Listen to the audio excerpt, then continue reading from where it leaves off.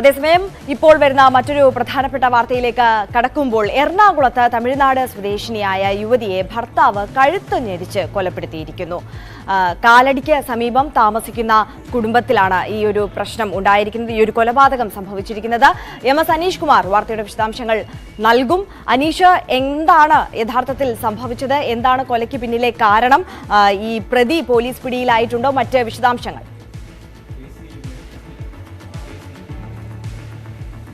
ആര്യ, കാലടി കാഞ്ഞൂരിലാണ് സംഭവം നടന്നിരിക്കുന്നത്. തമിഴ്നാട് സ്വദേശികളായ ദമ്പതികൾ ഏതാനും വർഷങ്ങളായി കാഞ്ഞൂരിൽ വാടകയ്ക്ക് താമസിച്ച് വരികയായിരുന്നു. ഇന്നലെ രാത്രിയോടുകൂടിയാണ് മഹേഷ് കുമാർ എന്ന തമിഴ്നാട് സ്വദേശിയായ വാടകയ്ക്ക് താമസിക്കുന്ന ആൾ പോലീസ് സ്റ്റേഷനിലെത്തി തൻ്റെ ഭാര്യയെ 7 മണി മുതൽ വീട്ടിൽ നിന്ന് കാണാതായിരിക്കുന്നു എന്ന പരാതി നൽകിയത്. എഴുതി തയ്യാറാക്കിയ പരാതിയാണ് പോലീസിന് നൽകുകയും ചെയ്തത്. ഇതേ തുടർന്ന് പോലീസ് പ്രാഥമികമായി ഇയാളെ ചോദ്യം ചെയ്യുകയും കാണാതായി എന്ന് പറയപ്പെടുന്ന സ്ഥലത്തേക്ക് വീടിനടുത്തേക്ക് കൊണ്ടുവരികയും ചെയ്യുന്നു. അവിടെ വെച്ച് വിശദമായ ചോദ്യം ചെയ്യൽ നടത്തിയപ്പോഴാണ് ഇയാൾ ഭാര്യയെ കഴുത്ത് ഞെരിച്ച് കൊലപ്പെടുത്തിയതായി സമ്മതിച്ചത്. വാടകയ്ക്ക് താമസിക്കുന്ന വീടിന് സമീപമുള്ള ജാതിത്തോട്ടത്തിൽ വെച്ചാണ് കൊലപാതകം നടത്തിയത് എന്ന് ഇയാൾ പോലീസിനോട് സ്ഥിരീകരിക്കുകയും ചെയ്തു.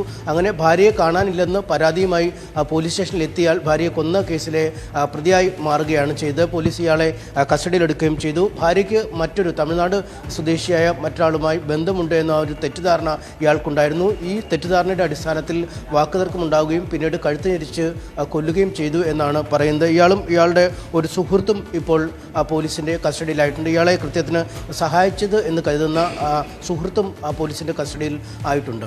ആര്യ, തീർച്ചയായും അനീഷ് എന്തായാലും തുടരുക. മറ്റൊരു വാർത്തയുടെ വിശദാംശങ്ങൾ കൂടി അനീഷിൽ നിന്ന് ചോദിച്ചറിയേണ്ടതുണ്ട്. എറണാകുളത്ത് കാഞ്ഞൂരിലാണ്, കാലടിക്ക് സമീപമുള്ള കാഞ്ഞൂരിലാണ് ഇത്തരത്തിൽ തമിഴ്നാട് സ്വദേശിയായ യുവതിയെ ഭർത്താവ് കഴുത്ത് ഞെരിച്ച് കൊലപ്പെടുത്തിയിരിക്കുന്നത്.